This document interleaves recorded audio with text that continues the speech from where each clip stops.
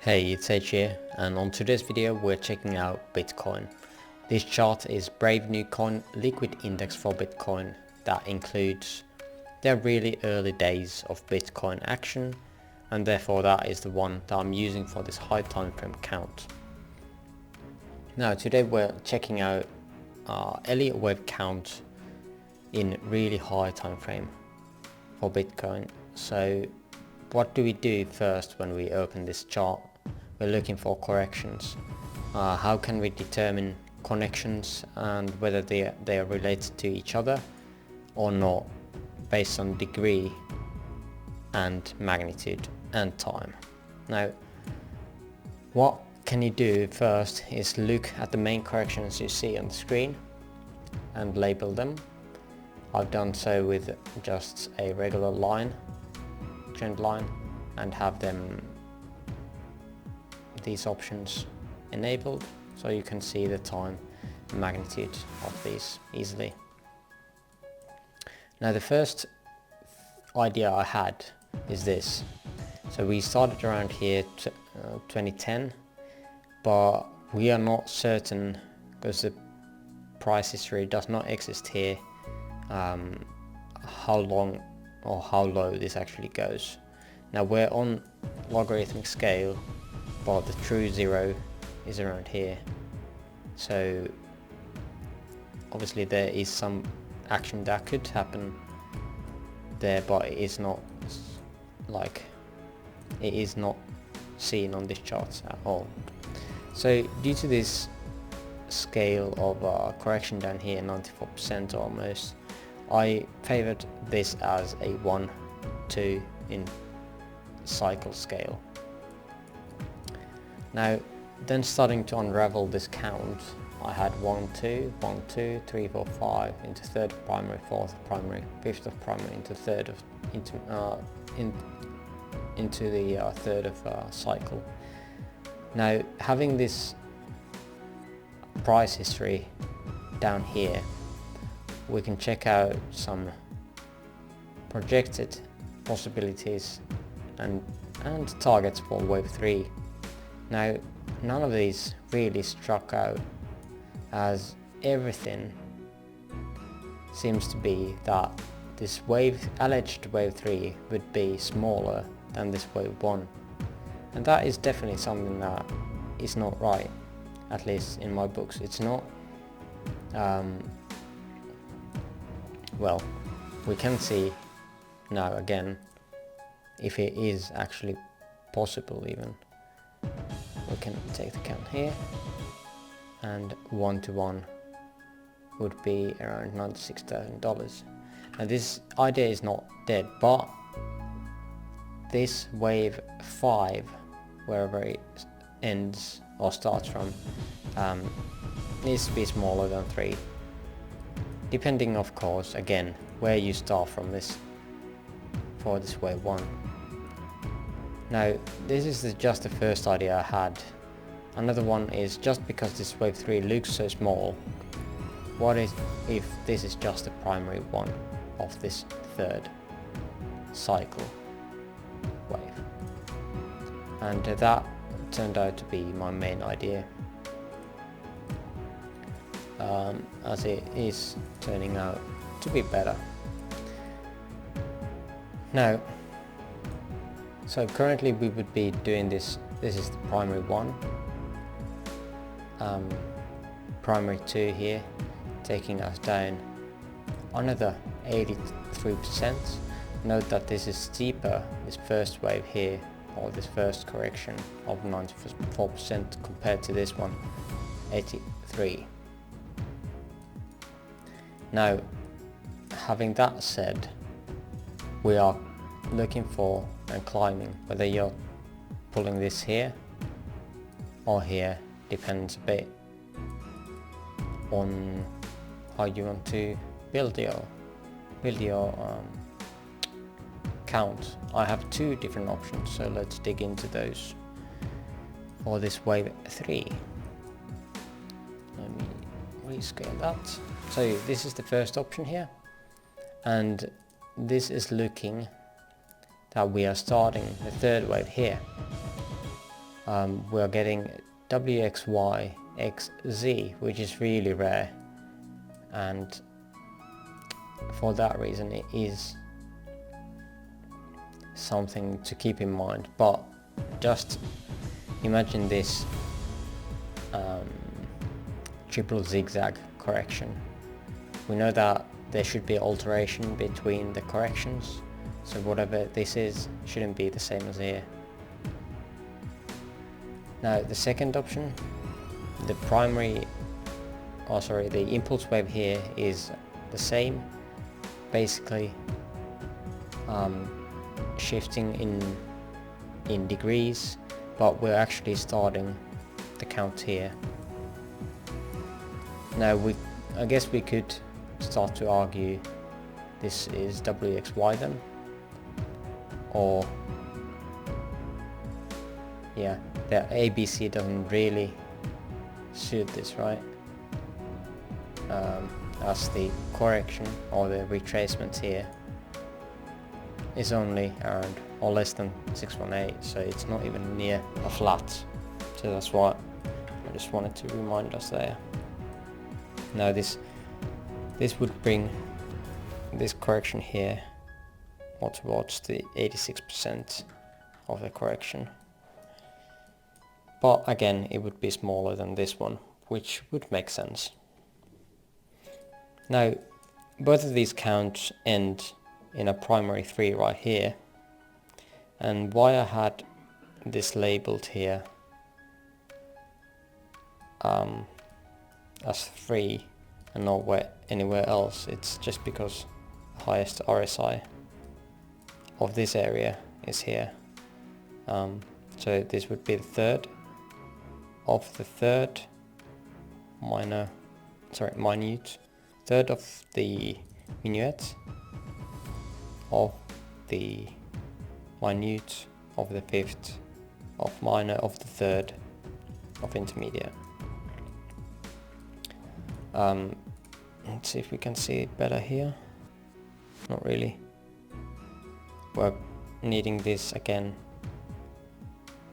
The only thing that I don't really like about this is we don't get really good divergence looking on this third and the fifth here, as here is the alleged fifth here, around here somewhere.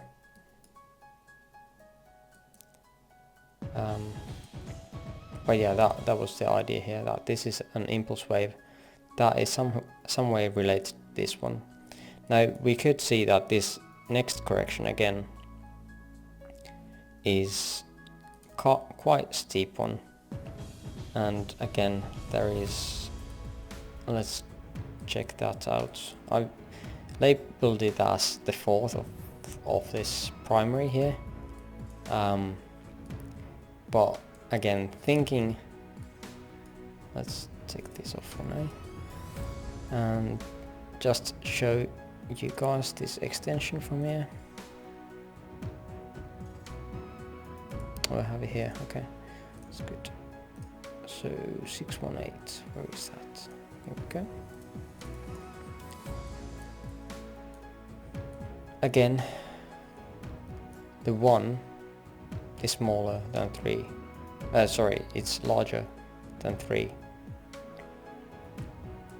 which is not good. This is on a logarithmic scale, of course, and if we go we don't go into like a arithmetic scale, it's just no comparison. Third here comparing to the 1 is, yeah, you can't even see. We would need to go back in time with the auto selected here to see that this is just so small of a bump here compared to the third wave. On a logarithmic scale it is completely different though, and that is something that we need to keep in mind when dealing with these exponential markets. Now, what I was saying before is this correction down here, alleged for primary 4, it doesn't overlap with 1, which is good, Could it be one of lower scale? It is hard to say. Based on logarithmic scale, sure, why not? But without the log scale, we saw how insignificant that one was, and it definitely is not something that I would believe is not a third wave. This third wave is usually the biggest exponential curve that can happen, and without the logarithmic scale you definitely can see it. Now, moving past of that, I had this again marked as wave 4, and there was a couple of different options here. Let me do this first. So this triangle here, it is definitely not pretty, but I feel like it is possible. It is not really supported by RSI either, and that is why I wanted to look for something else as well as a possibility. If we had A here, I'm not sure, it could be still, yeah, it is just weird looking. RSI doesn't support it, so I had this one here, just a default WXY XZ, sorry. And this, yeah, this was the point I wanted to make before. We had this WXY XZ here. If we started the count from here, 1, 2, 3, 4, 5, that we had, I feel like we had to have X and Z here, and this is a weird point for Z as well, just because it doesn't even go past the previous low of Y. Now that is the only reason I like the two being here more. We also get the alteration here, although they both are complex corrections. I guess you could find a way maybe to label one of these in a different way, or maybe we just want to label them with that triangle, and that solves everything. It doesn't matter where this 2 is, and this is just legal. RSI doesn't support it, but that's something to keep in mind. Now, on the next part, we are coming up towards the current price actions here, and again we have had this massive 84% down move into the fall. It is unlikely this happening, this large of a correction, but looking at in logarithmic scale and pulling down the retracement of the third wave, we are coming down only to the 0.382, which is basically the default most used value for the wave 4 in any case. Also, what supports it is that we are almost around this wave 4. Wave 4 could be also placed maybe here, which would support, I guess, this placement of 4 a bit better, but I think it is better placed here just for the count shown before. Now, the next correction that we're looking is 71%, again pretty big, and starting from here it is massive. We're coming down to the 85% area, and this is the March 2020 crash, and it is definitely a massive crash. And again, for the wave 2, even these lows are really high corrections. Now, what can we expect from here on out? Well, we are seeing that, or at least looks like that we came down here, did the correction, and now we did the third wave already. We've gone past the 1618 finally on any of these logarithmic counts. Now again, if we come off of this logarithmic scale, these are just parabolic moves. It is really hard to say where this is ending. Sure, we can look for divergence in RSI, like here. I had placed 3 here just for now. We see divergence here, here, here. So we had 4 bumps saying that we're topping, we're topping, we're topping, we're topping. And that is definitely something that you need to look for. And then we did actually drop. Now, whether this is a correction by itself or whether this is linked to this, which could go lower or down here, is still out as an option. Now, I feel like I need to do another video on this correction part here, whether 3 ends up here, here, here, or if there's other options, alternatives that we can look at this correction, or whether we're just doing this 5th wave up here,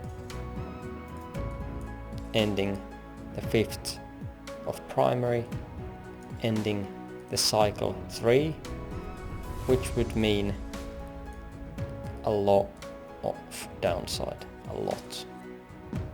Just not to scare anyone, but again, the previously marked 4 here, we did the 382 on logarithmic scale, which was 84% down on the asset price. Now it would go to $12 or $1,300. Now this would mean complete death for Bitcoin, basically, for a number of years to come. And the thing is, just by looking at this correction here, it is steep and short. What is the alteration for it? Well, it is